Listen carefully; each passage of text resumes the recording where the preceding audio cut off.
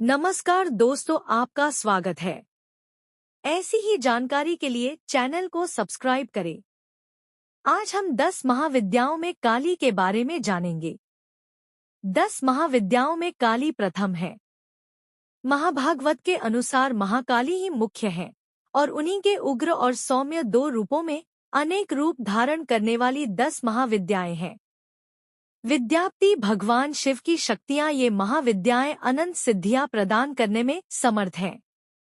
दार्शनिक दृष्टि से भी काल तत्व की प्रधानता सर्वोपरि है। इसलिए महाकाली या काली ही समस्त विद्याओं की आदि है, अर्थात उनकी विद्यामय विभूतियां ही महाविद्याएं हैं। ऐसा लगता है कि महाकाल की प्रियतमा काली ही अपने दक्षिण और वाम रूपों में 10 महाविद्याओं के नाम से विख्यात हुई।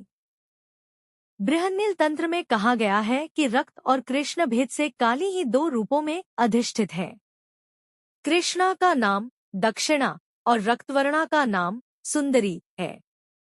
कालिका पुराण में कथा आती है कि एक बार हिमालय पर अवस्थित मतंग मुनि के आश्रम में जाकर देवताओं ने महामाया की स्तुति की। स्तुति से प्रसन्न होकर मतंगवनिता के रूप में भगवती ने देवताओं को दर्शन दिया और पूछा कि तुम लोग किसकी स्तुति कर रहे हो।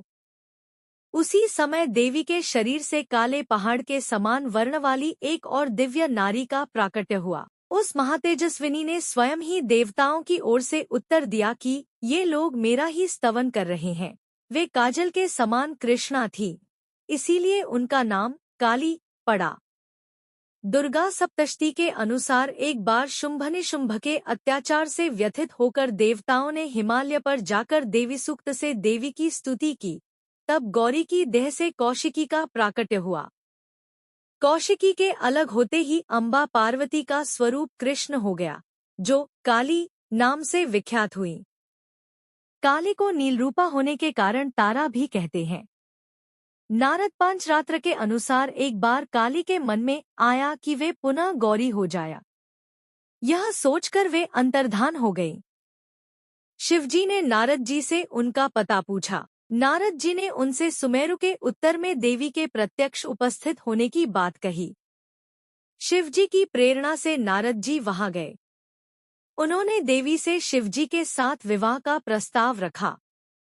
प्रस्ताव सुनकर देवी क्रुद्ध हो गईं और उनकी देह से एक अन्य षोडशी विग्रह प्रकट हुआ और उससे छाया विग्रह त्रिपुर भैरवी का प्राकट्य हुआ। काली की उपासना में संप्रदायगत भेद है। प्रायः दो रूपों में इनकी उपासना का प्रचलन है। भव बंधन मोचन में काली की उपासना सर्वोत्कृष्ट कही जाती है। शक्ति साधना के दो पीठों में काली की उपासना श्यामपीठ पर करने योग्य है। भक्ति मार्ग में तो किसी भी रूप में उन महामाया की उपासना फलप्रदा है, पर सिद्धि के लिए उनकी उपासना वीर भाव से की जाती है। साधना के द्वारा जब अहंता, ममता और भेद बुद्धि का नाश होकर साधक में पूर्ण शिशुत्व का उदय हो जाता है, तब काली का श्री विग्रह साधक के समक्ष प्रकट हो जाता है। उस समय भगवती काली की छवि अवर्णनीय होती है।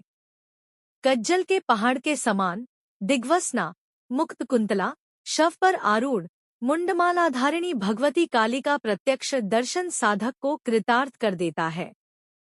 तांत्रिक मार्ग में यद्यपि काली की उपासना दीक्षागम्य है, तथापि अनन्य शरणागति के द्वारा उनकी कृपा किसी को भी प्राप्त हो सकती है। मूर्ति, मंत्र अथवा गुरु द्वारा उपदिष्ट किसी भी आधार पर भक्तिभाव से मंत्र जप, पूजा, होम और पुरस्चरण करने से भगवती काली प्रसन्न हो जाती है।